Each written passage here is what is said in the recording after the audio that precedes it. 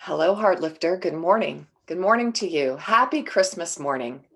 It might be Christmas noon. It may be Christmas evening. Oh my goodness, it may be the day after Christmas. Whenever you are tuning in, I just wanted to connect with you on this Christmas day. It's a unique day, not only because it is the day we set apart to celebrate the birth of Jesus, the one we follow, the true, beautiful Bethlehem star, like we have seen beaming in the sky this week. We celebrate that, but this year is unique in the fact that we are in a global pandemic still. It's a COVID Christmas, and that looks different for so many of us, if not all of us. And so I thought, why not offer some words of hope, life, courage, light, peace, and just get some quiet inside of ourselves so that we can truly reflect not on what we're missing, but on what we have and what we already possess. I thought, if I need this, I bet my Heartlifters need it too.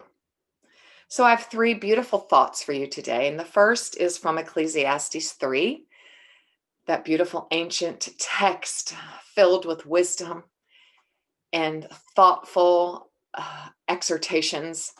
So I want to read a familiar passage to you today, but I want to read it in Lectio Divina fashion. And we understand that Lectio Divina is divine reading. It's a time to pause. It's a time to put ourselves in the text and activate all of our senses and look at perhaps what point of view in this historical narrative is our point of view today, or what words are speaking to us, and some whispering, some with a megaphone to us today, right now. We're just planted in today. Today is our present. It's our gift from God. And we want to live each of these days with meaning and purpose.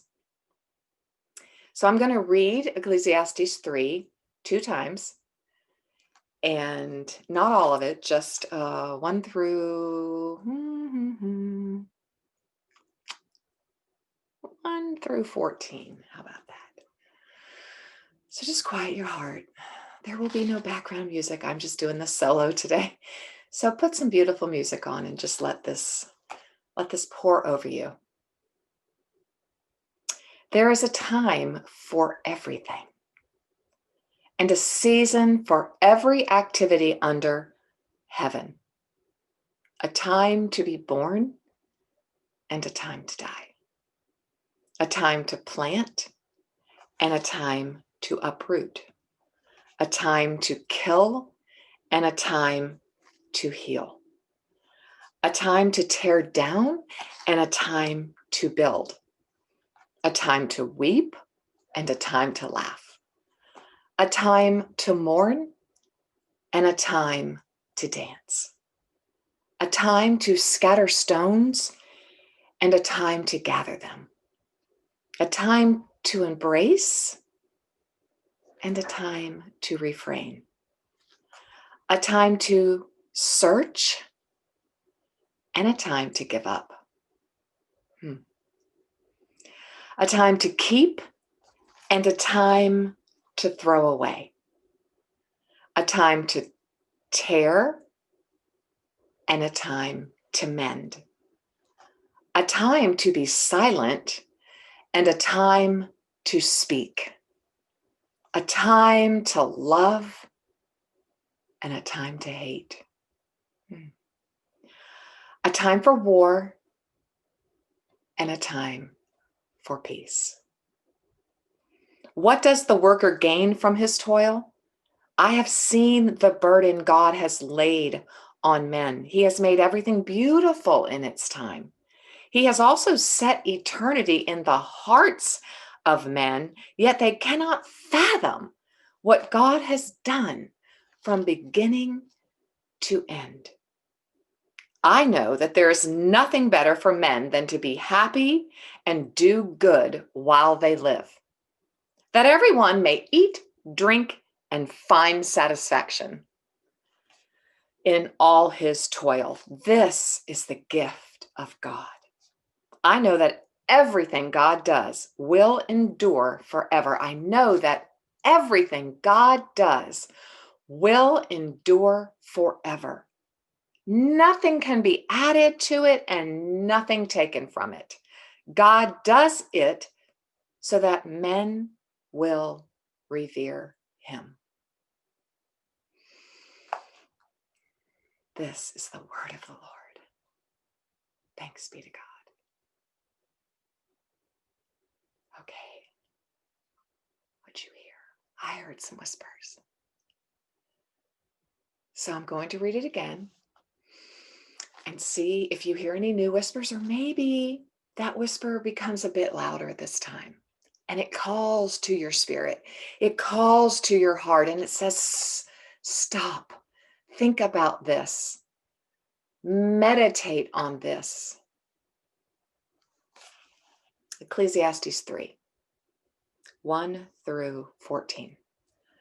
There is a time for everything and a season for every activity under heaven, a time to be born and a time to die, a time to plant and a time to uproot, a time to kill and a time to heal, a time to tear down and a time to build, a time to weep and a time to laugh, a time to mourn and a time to dance, a time to scatter stones and a time to gather them, a time to embrace and a time to refrain, a time to search and a time to give up, a time to keep and a time to throw away, a time to tear and a time to mend, a time to be silent and a time to speak, a time to love and a time to hate, a time for war and a time for peace. What does the worker gain from his toil? I have seen the burden God has laid on men. He has made everything beautiful in its time. He has also set eternity in the hearts of men. Yet they cannot fathom what God has done from beginning to end. I know that there is nothing better for men than to be happy and do good while they live, that everyone may eat, drink, and find satisfaction in all his toil. For this is the gift of God. I know that everything God does will endure forever. Nothing can be added to it and nothing taken from it. God does it. God does it so that we will revere him. God does it so that we will revere him. This, my heart-lifting friends, is the sweet, precious life word of God. Thanks be to God. In this beautiful new little book, 100 Ways to Be Less Stressed, one of my favorite mental health professionals is Dr. Caroline Leaf. And this is her wonderful new little book, and it's being published by Baker Books, my publishing house. And I was given this gift by Baker Books. So thank you, Baker Books, for gifting me with a couple of these. And so I'm going to give one or two away. When you are done listening, there's a little spot right under this video where you can click and send me a little email and say, enter me in this beautiful little fun Christmas Day giveaway. You know, it's all about gifts, isn't it? And I love to give gifts. And so I have a couple little things I want to put in a little box for you and send it your way. So after you're done listening, click click down here on that little button and send me a fun note and perhaps even share the whispers that you heard during our Lectio Divina. I would love to hear from you, and I'd love to hear what God whispered to you. If it's too private, I understand. And I'll share a few that if you give me permission in that email, yes, you can share what I'm sharing. Because your story can inform other people's story and offer hope, life, courage, peace, joy, faith, resilience, strength. So let's have a little bit of fun in our community today. And so I'm going to read from her number 56, Focus on the Now. Thank you, Dr. Caroline Lee, for the work that you do. When it comes to tough times, it is so important to focus on the now moment, the present. Don't fear or dread the future, and don't ruminate on the past. I think we have heard that in the Heartlift method, haven't we? Don't fear or dread the future. I would add, bring it here into the present, make meaning and sense of it so that you can make peace with it and lay it down and surrender it and give it back to God. When we focus too much on future fears and worries, we lose sight of what is happening now and how to make now work for us and not against us. We know that when, these are my words, we know that when we focus on future fears, that's worry. And we know in our community that worry is an inefficient cycle, right? Of negative thoughts, fearful thoughts. It's an inefficient cycle of thoughts that whirl around a center of fear. That is also what Dr. Caroline Leaf is sharing with us. That's what happens in our thought cycles, in our minds. And then we get a fixed mindset and those cycles just continue. We all have a dominant cycle. I love the sun's coming in right now. We all have a dominant cycle of inefficient thoughts in our life, in our history.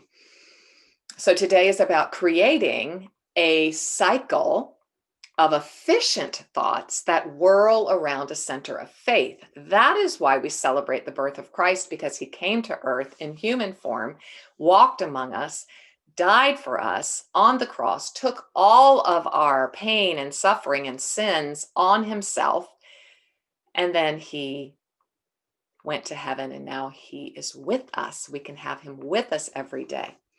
Emmanuel, God with us. She continues, also, focusing on the past keeps us stuck there, unable to deal with the now or even enjoy the present moment. You might be there right now. Christmas has a way of bringing lots and lots of triggers into our life when we gather with family. And even if our gatherings are on Zoom, you know, an old narrative, a look on someone's face, a tone of someone's voice can trigger us and bring up some hidden subconscious traumas or negative feelings or unforgiveness. And we are there with it, sitting with it. And so we're in this heartlifting community, you know, we're learning how to sit with the unpleasant and the pleasant, and we're learning how to live in equanimity, right? In emotion regulation, in this beautiful state of stability. By fearing the future or regretting the past, we reinforce those neural networks in our brain and can create mental chaos. Hello, mental chaos. In the midst of a bad day, and we will have them, or a bad week, we will have them, focus on the present. I always say, just ground yourself. Sit up straight in a chair, put your feet on the floor, feel your hands, notice your body, there's sensations in your body, what's going on, and allow that feeling to just be with you and let it wash through you like a wave. Let it come and let it go, because no wave, no feeling, no emotion lasts forever. We have to notice and name the feeling and where we're feeling it in our body, and then be able to process and move through it. What can you do? Here is her challenge. What can you do to make the situation work for you right now? What can you learn? And what is your mindset? So I'll share just a brief second. A little story that happened to me this week, Christmas week. I am in pre-launch mode with the book. Just a lot, just always a lot going on, right? For all of us. And my husband schedules workers to come into the house to take care of some things that have needed being taken care of, but kind of got sprung on me. And it's like, it's Christmas week and I've got clients I need to see and things I need to do. And then there's people in my house and they're making noise and I have to talk to them. And, I just was, and my husband said to me 2 nights ago, he goes, I'm afraid to tell you this, but he has to come back in the morning. And it just set me off. It like set an alarm off in me. I was like, why are you afraid to tell me? Do I like yell and scream when you tell me something? Like I was tired, a lot been going on, hadn't had any quiet time, and I just thought long and hard about it. And later that evening when we were walking, I just said, this is my problem. It's my problem. I am selfish. We all are. I'm selfish. I had a fixed mindset. I wanted the day to myself. I wanted some quiet, and it's my problem. And I am sorry. I'm sorry. It's my problem.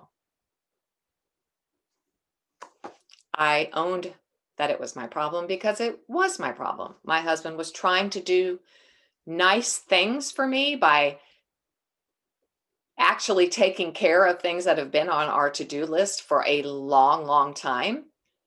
And so I know I appeared ungrateful. Oh my goodness, I've been doing 30 days of gratitude, right? So failed that, but it was a test. I failed it, but I faced it and I made some changes. So this morning we get up and he goes, oh, so-and-so's coming to the house today. And I went, okay, just tell me what time and what I need to do. And he went, oh, wow, you passed that test. And I'm like, you tricked me. But I earnestly was like, just tell me what time. It's fine. I got it. Because I had not just stuffed or repressed the negative feelings that I was feeling, the anger that I was feeling, the frustration, the selfishness. And I was stuffing it because it usually goes right here into my chest. And I got it off my chest. That's where that comes from, that saying. So I grew this week and I invite you into growth as well. With a growth mindset, we can move forward into our future freedom. So now I just want to leave you with a beautiful blessing from John O'Donohue, this beautiful Irish priest and poet that I love so, so much, in his book of blessings, to bless the space between us. So I want to bless the space between us. And this is called For Courage. We've been talking about courage on the podcast. And so I thought this was just perfect because it takes courage to change. It takes courage to speak up when it's a time to speak up. It takes courage when it's a time to be quiet. It takes courage when it's a time to uproot. It takes courage when it's a time to plant. It takes courage when it is a time to hate something that's a besetting sin or something that keeps tripping you up. That's a time to hate. And so it also takes tremendous courage when we are in a time to love. And remember, love is tough and tender. What struck me in Ecclesiastes was verse 5, be a time to embrace and a time to refrain. Well, we are in the exile of not being able to hug and get close to people outside of our very, sorry about that, our little nucleus that we're being safe in. And so that really struck me. And then it struck me, let's see, where is it? A time to search and a time to give up. Yeah, going to be meditating on that. For courage. When the light around you lessens and your thoughts darken until your body feels fear turn cold as a stone inside. When you find yourself bereft of any belief in yourself and all you unknowingly leaned on has fallen, when one voice commands your whole heart and it is raven dark, steady yourself and see that it is your own thinking that darkens your world. Search and you will find a diamond thought of light. Know that you are not alone. You are not alone. You are not alone. And that this darkness has purpose. Gradually, it will school your eyes to find the one gift your life requires hidden within this night corner. Know that you are not alone and that this darkness has purpose. Gradually, it will school your eyes to find the one gift your life requires hidden within this night corner. Invoke the learning of every suffering you have suffered. Invoke the learning. Close your eyes. Gather all the kindling about your heart to create one spark. That is all you need to nourish the flame that will cleanse the dark of its weight of festered fear. A new confidence will come alive to urge you toward higher ground, where your imagination will learn to engage difficulty as its most rewarding threshold. Oh my goodness. A new confidence will come alive to urge you toward higher ground, where your imagination will learn to engage difficulty as its most rewarding threshold. I leave you with that word. We are on a threshold. We are days away from a brand new threshold into a brand new year, and we will talk and prepare for that this upcoming week. But I want you to search, and I want you to know that you will find a diamond thought of light this Christmas day. Father, I pray for my dear Heartlifters. I pray that they will find a diamond light thought of light. Yes. And that it will be that one little flicker of hope that they need today. Amen. See you next time.